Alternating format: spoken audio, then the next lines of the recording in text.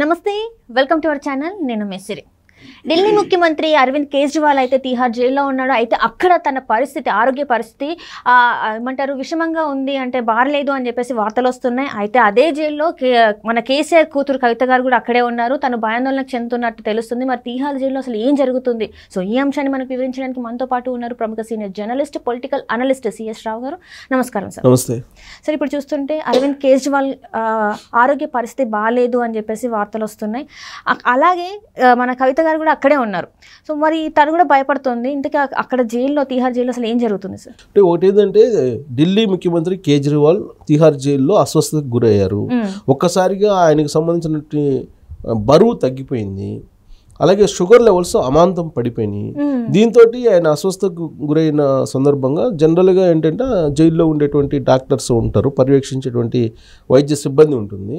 ఆ వైద్య సిబ్బంది ట్రీట్మెంట్ చేస్తారు. ఒకవేళ ప్రమాదకరమైనటువంటి పరిస్థితి వస్తే కనుక ఆయన్ని మెరుగైనటువంటి వైద్యం కోసం ఢిల్లీకి మళ్ళీ తరలించడానికి అవకాశం ఉంది. ఇది జనరల్గా జరిగేటువంటి ప్రక్రియ.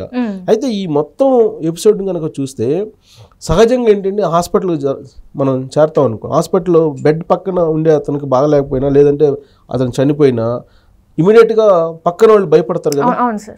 అలాగే ఇప్పుడు ఆ తిహార్ జైల్లో ఉన్నటువంటి కవిత, అలాగే సిసోడియా, తర్వాత సుకేష్ చంద్రశేఖర్, వీళ్ళందరూ కూడా ఏంటి కేజ్రీవాల్ వచ్చారు, కేజ్రీవాల్కి బాగలేదు అని చెప్పి ఎందుకు బాగలేదు ఏమైంది అనే దాంట్లో కొంత హైరాణ పడే అవకాశం ఉంది, హడలిపోయేటువంటి అవకాశం కూడా ఉంది.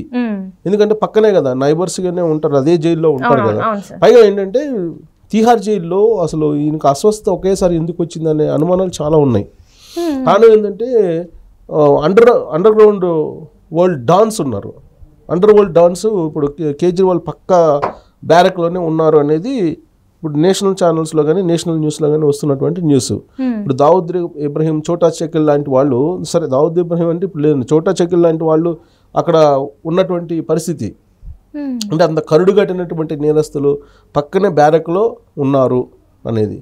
సో వాస్తవంగా వాళ్ళకి చోటా షకీల్ కానీ లేదంటే దావుద్ ఇబ్రహీం లాంటి వాళ్ళకి కొంత అప్పుడు ఆ మధ్యకాలంలో వచ్చినటువంటి ఒక ప్రచారం ఏంటంటే వాళ్ళకి హెచ్ఐవి ఉందని, ఇలాంటి ప్రచారం జరిగింది, అప్పట్లోనే జరిగింది. సో ఇలాంటి కరుడుగట్టినటువంటి నేరస్తులు ఉండేటువంటి బ్యారక్ పక్కనే కేజ్రీవాల్ని పెట్టారు. దాని కారణంగానే ఆయనకి అస్వస్థత వచ్చింది అనేది ఒకటి వినిపిస్తుంది. ఎందుకంటే వైరస్లు ఇప్పుడు కరోనా ఇంకా పూర్తి స్థాయిలో తగ్గలేదు. కరోనా సింటమ్స్ ఇప్పటికి కూడా రూపాంతరం చెందుతూ ఉంది. దాని వైరస్ రూపాంతరం చెందుతూ కరోనా వివిధ రూపాల్లో ఇప్పటికీ కూడా అటాక్ అవుతుంది. దీంతో పాటు కొన్ని రకాల వైరస్లు వచ్చేస్తున్నాయి అని చెప్పి కూడా ఇప్పుడు వరల్డ్ హెల్త్ ఆర్గనైజేషన్ చెప్తోంది, ఎప్పటికప్పుడు అలర్ట్ చేస్తుంది. పైగా తిహార్ లాంటి జైల్లో కడుగట్టినటువంటి నేరస్తులు ఉన్నారంటే ఇంటర్నేషనల్ గ్యాంబ్లింగ్ చేసేవాళ్ళు, ఇంటర్నేషనల్ క్రైమ్ చేసేవాళ్ళు అంతా అక్కడే ఉంటారు తిహార్ జైల్లోనే. నిందితులే వాళ్ళు. కాకపోతే ప్రూవ్ అయిన తర్వాత కొంతమంది ఆల్రెడీ ఖైదీలుగా ఉన్నారు. వాళ్ళు చోటా షకీల్ లాంటి వాళ్ళు ఖైదీలుగా ఉన్నారు కదా అక్కడ. సో వీళ్ళ మధ్యలో వీళ్ళని ఉంచారని అంటే కేజ్రీవాల్ని, కవితని ఎక్కడ ఉంచి ఉంటారు అని అంటే ఖచ్చితంగా కరుడుగట్టినటువంటి నేరస్తుల మధ్యలోనే ఉంచి ఉంటారు డెఫినెట్గా. ఆల్రెడీ మనకున్నటువంటి ఇన్ఫర్మేషన్ ఏంది, నేషనల్ ఛానల్స్ కానీ నేషనల్ మీడియాలో కానీ ఆల్రెడీ ఇద్దరు మహిళా ఖైదీలు ఉండేటువంటి లేదా రిమాండ్ ఖైదీలు ఉండేటువంటి బ్యారక్లోనే సెల్లోనే కవితను కూడా ఉంచారు అని చెప్పి చెప్తున్నారు. అయితే కోర్టు ప్రత్యేకంగా వీళ్ళకి కేజ్రీవాల్కి కానీ కవితకు కానీ వాళ్ళకి కావాల్సినటువంటి బుక్స్ అందించండి, అలాగే వాళ్ళకి కావాల్సినటువంటి బెడ్ ఇవ్వండి, బెడ్షీట్స్ ఇవ్వండి, స్లిప్పర్స్ ఇవ్వండి, తర్వాత వాళ్ళు జపం చేసుకోవడానికి జపమాల ఇవ్వండి, ఇలాంటివన్నీ చెప్పారు. కోర్టు అయితే చెప్పింది. ఒక బెడ్ని అరేంజ్ చేశారు కేజ్రీవాల్కి అంటున్నారు. ప్లస్ ఆయన ఫస్ట్ డే ఏం జరిగింది, ఆయన ఉదయాన్నే ఎర్లీ మార్నింగ్ లేచారు, రాత్రి అంతా నిద్రపట్టలేదు. ఆ రోజు రాత్రి నిద్రపట్టిన కారణంగా కొంత అలసిపోయినట్టున్నారు.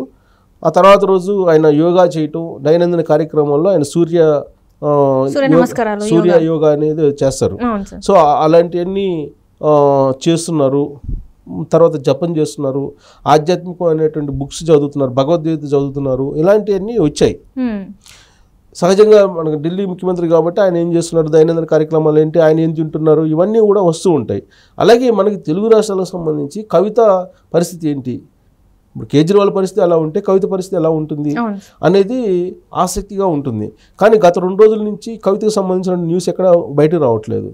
లాస్ట్ న్యూస్ ఏమొచ్చిందో దానికి సంబంధించిందంటే కోర్టు ఏదైతే వెసులుబాట్స్ కల్పించిందో ఆ వెసులుబాట్లు తీహార్ జైల్లో కవితకి లభించడం లేదు అనేది మాత్రం వచ్చింది. ఎందుకు వచ్చింది ఆ న్యూస్ కూడా? రౌజ్ అవెన్యూ కోర్టులో ఈ పిటిషన్ వేశారు. ఏం పిటిషన్ వేశారు? కోర్టు కల్పించినటువంటి వెసులుబాట్లు ఏవైతే ఉన్నాయో బుక్స్ కానీ, లేదంటే స్లిప్పర్స్ కానీ, లేదంటే బట్టలు కానీ, బెడ్షీట్స్ కానీ, బెడ్ కానీ, ఇవన్నీ కూడా నాకు ఇవ్వట్లేదు. ఆభరణాలు వేసుకోవడానికి పర్మిషన్ ఇవ్వమని చెప్పాను, అది కూడా ఇవ్వట్లేదు. సో తాళిబొట్టు కూడా తీసి పెట్టమంటున్నారు అనేటువంటి యాంగిల్లో వాళ్ళు ఒక పిటిషన్ వేశారు. సో 4వ తారీఖున దాని విచారణకు రాబోతుంది. వాళ్ళు వేసినటువంటి పిటిషన్ ప్రకారమే ఇవన్నీ ఇంప్లిమెంట్ చేయట్లేదు అనేది వినిపిస్తుంది. అంటే కవిత అక్కడ జైల్లో ఏదైతే ఒక గైడ్లైన్స్ ఉంటాయో ఆ గైడ్లైన్స్ ప్రకారమే ఆవిడ ఉండాల్సి వస్తుంది అనేది ఇప్పుడు చెప్తూ ఉన్నారు. అది బెయిల్ రావడం కోసమా, మధ్యంతర బెయిల్ రావడం కోసం ఆ విధంగా చెప్తున్నారా? జైల్లో సరిగ్గా లేదు, జైల్లో సరిగ్గా చూడలేదని చెప్పి చెప్తున్నారా కవిత? లేదంటే కోర్టు ఏదైతే వెసులుబాటు కల్పించిందో అవన్నీ వాళ్ళు చూపించినప్పటికీ కూడా ఈమె చూపలేదని చెప్తే కనుక అప్పుడు సూపరింటెండెంట్ అయితే ఆడ బాధ్యులు కావాల్సి వస్తుంది. సో దాని మీద కోర్టు ఏం చెప్తుంది 4వ తారీఖు అనేది మనం కోర్టులో జైలర్ ఏం చెప్తారు, అక్కడ ఉండేటువంటి సూపరింటెండెంట్ ఏం చెప్తారు, తీహార్ జైలు సూపరింటెండెంట్ అనేది చూడాలి మనం. అయితే కవిత చెప్తున్న దాని ప్రకారం మాత్రం ఆవిడకి కనీస వెసులుబాట్లు అయితే ఇవ్వట్లేదని చెప్పి చెప్తున్నారు. సో పైగా 2 రిమాండ్ ఖైదీలు మహిళా ఖైదీలు ఉండేటువంటి బ్యారక్లో వేశారని చెప్పి చెప్తున్నారు. సో ఆ మహిళా ఖైదీలకు కూడా ఆ రిమాండ్లో ఉన్న మహిళా ఖైదీలు వాళ్ళకు కొంచెం అనారోగ్యమైనటువంటి పరిస్థితులు ఉన్నాయి. ఆ అనారోగ్య పరిస్థితుల కారణంగా ఈయనకు కూడా ఏదో అనారోగ్యంగా ఉంది అనేది కూడా చెప్తుంది. ప్లస్ ఆ పిటిషన్లని వేశారు కవిత, మనం చెప్పడం కాదు. ఇప్పుడు ఆమెకేదో అనారోగ్య కారణాలు ఉన్నాయని చెప్పి మనం చెప్పడం కాదు, ఆవిడే చెప్పేది. స్త్రీలకు సంబంధించినటువంటి కొన్ని అనారోగ్యమైనటువంటి పరిస్థితులు నేను ఫేస్ చేస్తున్నాను, అనారోగ్యకరమైనటువంటి కొన్ని డిసీజెస్ ఉన్నాయి, ఆ డిసీజెస్ తోటి నేను ఇబ్బంది పడుతున్నానని ఆమె పిటిషన్లో పొందుపరిచారు. అంటే ఇవన్నీ పిటిషన్లో పొందుపరిచారు కాబట్టి మనం చెప్తున్నాం. బెయిల్ రావడం కోసం ఆ విధంగా పొందుపరిచారా అని చెప్పి కూడా ఇంకొక వర్షన్ కూడా ఉంది. సరే, కారణం ఏదైనప్పటికీ కూడా ఆవిడ పిటిషన్లో పొందుపరిచిన దాని ప్రకారం ఆమె అనారోగ్యంతో ఆవిడ కూడా ఉన్నారు. కేజ్రీవాల్ వాళ్ళు అనారోగ్యంగా ఉన్నారు, అస్వస్థతకు గురైన అఫీషియల్గా వచ్చినటువంటి ఇన్ఫర్మేషన్. ఈమె పిటిషన్లో పొందుపరిచిన దాని ప్రకారం ఈమె కూడా అనారోగ్యంగా ఉంది. స్త్రీలకు సంబంధించినటువంటి కొన్ని రకాల వ్యాధులు ఉన్నాయి, ఆ వ్యాధులతో నేను బాధపడుతున్నానని చెప్పి ఆవిడ చెప్తున్నారు. సో ఇవన్నీ కనుక గమనిస్తే ఇంటర్నేషనల్ క్రైమ్ చేసినటువంటి వాళ్ళు, ఇంటర్నేషనల్ క్రైమ్లో ఉన్నటువంటి వాళ్ళు, వీళ్ళందరూ ఉండేటువంటి ప్రాంతం అది. కాబట్టి మొత్తం ప్రపంచవ్యాప్తంగా ఉండేటువంటి వైరస్లు, డిసీజులు అవన్నీ తిహార్ జైల్లో ఉన్నాయా? హెచ్ఐవి లాంటివి, కరోనా లాంటివి ఇవన్నీ వ్యాపించి ఉన్నాయా జైల్లో అని అంటే అలాంటి పరిస్థితి ఉండకపోవచ్చు. హెచ్ఐవి ఉండొచ్చు, కొంతమందికి హెచ్ఐవి పేషెంట్స్ కూడా ఉండొచ్చు. కానీ కరోనా వైరస్ ఇవన్నీ కనుక ఉంటే కనుక వాళ్ళకి రెగ్యులర్గా ట్రీట్మెంట్ ఉంటుంది. ఖైదీలకి ఎప్పుడు కూడా డెఫినెట్గా వైద్య సిబ్బంది ఉంటుంది, వైద్యం కూడా అందిస్తూ ఉంటారు అక్కడ. ప్లస్ వాళ్ళ దైనందిన కార్యక్రమం కూడా ఎర్లీ మార్నింగ్ లేవాలి, 5:30కే డిన్నర్ కంప్లీట్ చేయాలి, ఈవినింగ్ 5:30కే డిన్నర్ కంప్లీట్, మార్నింగ్ బ్రేక్ఫాస్ట్ 6-6:30 కల్లా పెట్టేస్తారు. సో వాళ్ళ దైనందిన కార్యక్రమం చాలా పర్ఫెక్ట్గా ఉంటుంది. 6:30 తర్వాత మీకు ఏమీ పెట్టరు. అందుకే వీళ్ళు స్నాక్స్ కావాలి, మాకు వెసులుబాటు కల్పించండి, స్నాక్స్ ఇలాంటివన్నీ కూడా వెసులుబాటు కల్పించండి అని చెప్పి పిటిషన్ వేసుకుంది. అందుకే వాళ్ళు 5:30కి డిన్నర్ పెడతారు, 6:30కి ఎర్లీ మార్నింగ్ బ్రేక్ఫాస్ట్ పెడతారు, మధ్యాహ్నం మళ్ళీ 12-12:30 కల్లా లంచ్ పెడతారు.